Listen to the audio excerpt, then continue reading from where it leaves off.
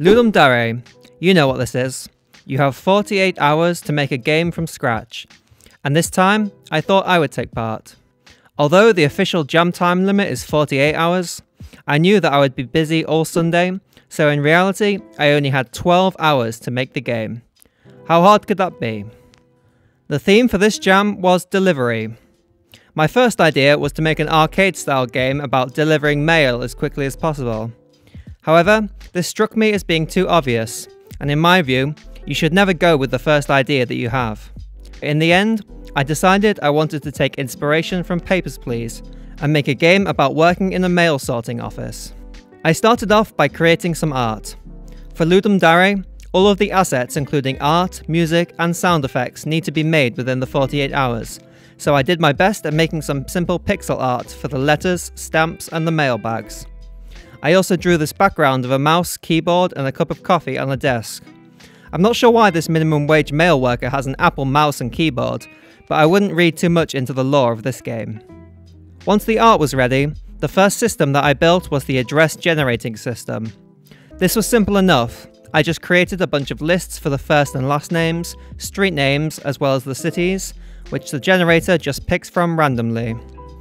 I knew that I wanted some of the letters to include made-up cities, with part of the difficulty coming from trying to decide whether they are real or not, so I had a lot of fun coming up with fake but plausible sounding places, such as Thalborough, Dulwich, and Percival-on-Sea, as well as including some ridiculous sounding places that actually exist, such as Barton in the Beans, Upton Snodsbury, and Slough.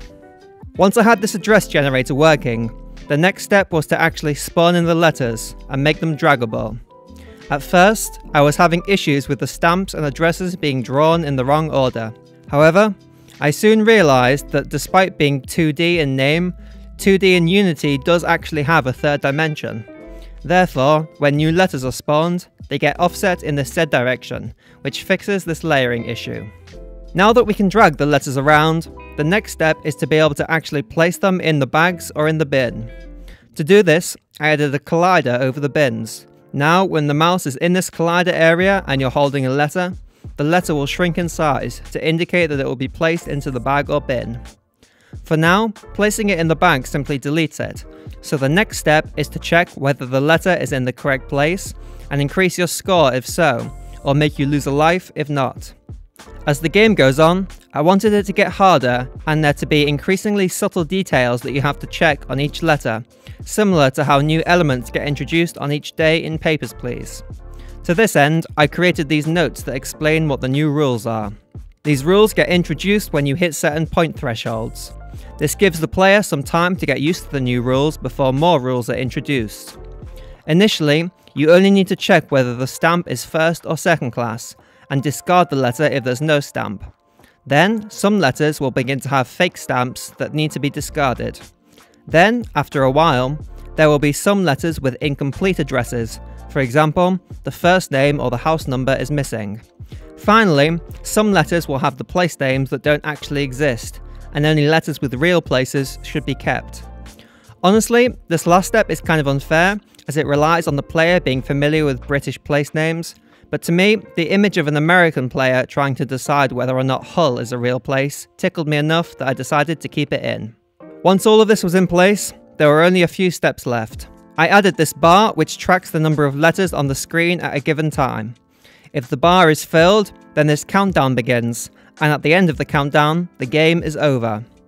Finally, it was just a case of adding UI screens for the title and game over screen, and aside from the sound effects, all that was left was to playtest the game a bunch of times in order to get the difficulty curve just right.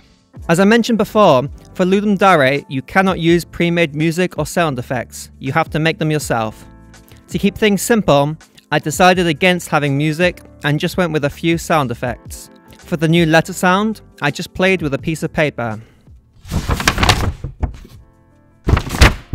For the clock ticking noise, I made a click noise with this instrument that I have called claves, and then edited it to alternate between two pitches.